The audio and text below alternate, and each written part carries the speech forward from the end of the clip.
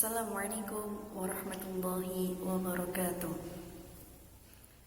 Alhamdulillahi rabbil alamin, wabihi nasta'in wa ala umurid dunya waddin, wassalatu wassalamu ala ashrafil anbiya'i wal mursalin, sayyidina wa maulana Muhammadin wa ala alihi wa sahbihi ajma'in.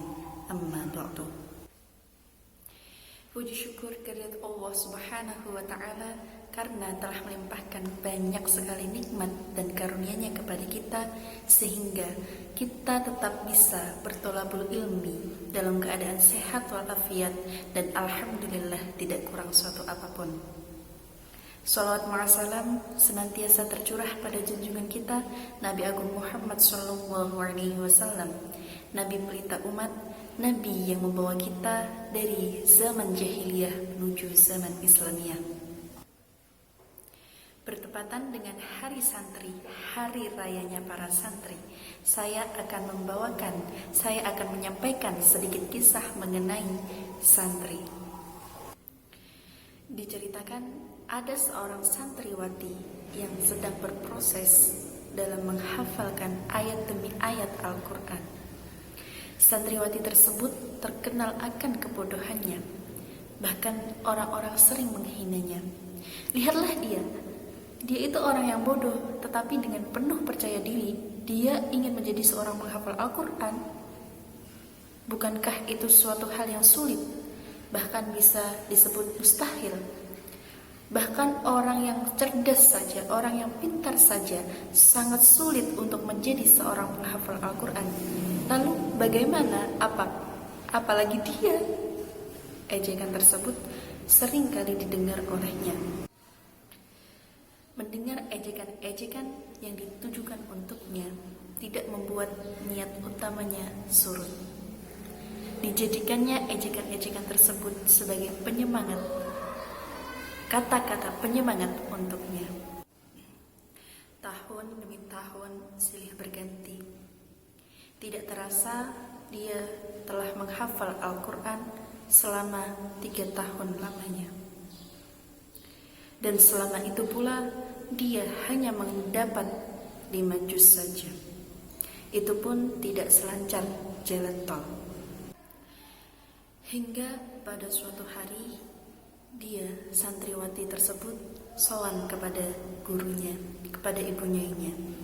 Dia bertanya, "Bu, resep untuk menghafal Al-Quran itu bagaimana?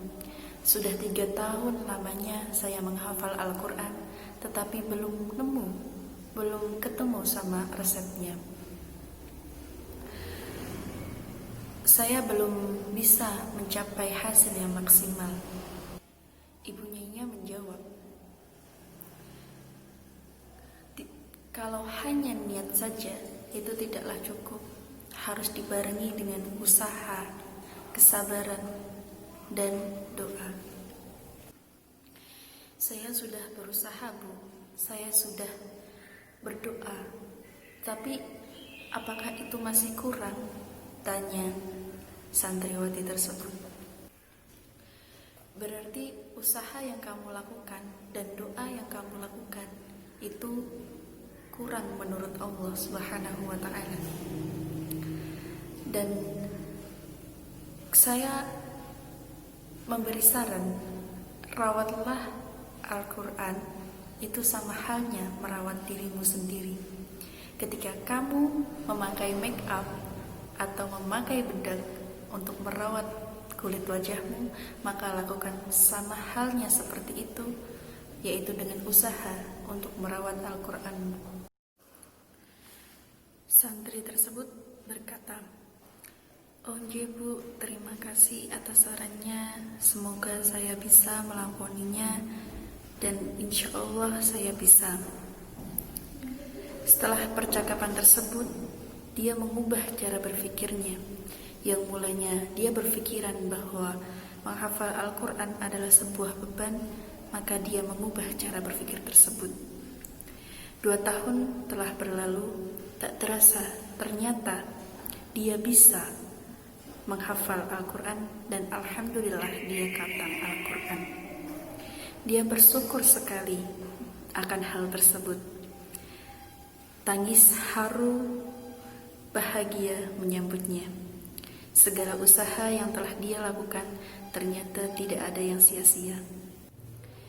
Dari cerita tadi dapat dipetik kesimpulan bahwa seorang penghafal Al-Quran tidak perlu orang yang cerdas, tapi orang yang mau dan punya niat yang kuat untuk menekuni dan mempelajari menghafal Al-Quran.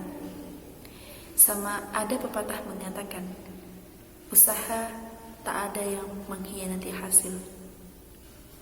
Jika ingin memperoleh suatu keberhasilan dari segi apapun, satu hal yang perlu dilakukan dan penting dilakukan, yakni menekuni kegiatan yang akan dilakukannya.